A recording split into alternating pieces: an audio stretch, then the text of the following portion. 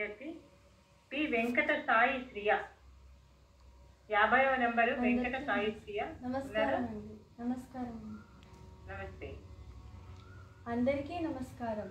నా పేరు పాలకోడేటి వెంకట సాయి శ్రియ. మా గురువు గారు ఘట్టి కృష్ణమూర్తి గారు. నేను ఇప్పుడు 8వ స్కంధం 100వ పద్యం చదువుతాను.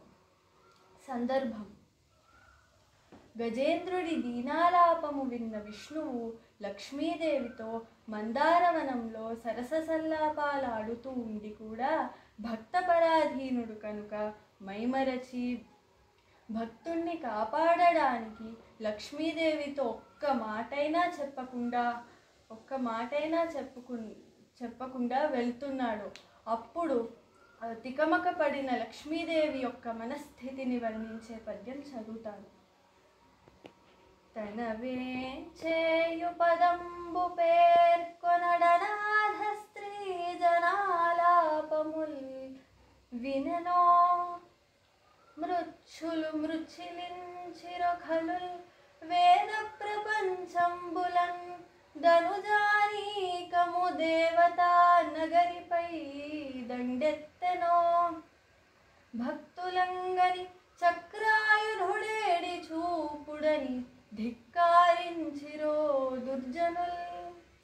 తాత్పర్యం: తను ఎక్కడికి వెళ్తున్నాడో చెప్పలేదు.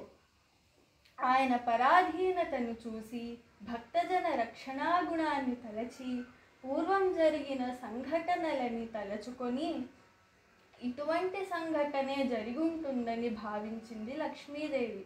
అనాథ స్త్రీ ఆలాపనలు విని రక్షించడానికి వెళ్తున్నాడేమో, బ్రహ్మ అధీనంలో ఉన్న వేదాలను దుర్మార్గులు అపహరించారేమో, రాక్షస సమూహాలు దేవేంద్రుడిపైకి దండెత్తి వచ్చారేమో, తన భక్తులని విష్ణువు యొక్క ఉనికిని చెప్పమని నిర్బంధించి బాధిస్తున్నారేమో అని అనుకుంది లక్ష్మీదేవి.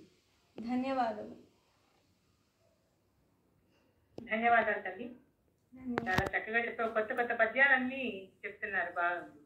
అందరూ రిపీటెడ్ గా చెప్పకుండా మంచి కొత్త పద్యాలను ఎన్నుకొని చెప్తున్నారు. ధన్యవాదాలు. తర్వాత 51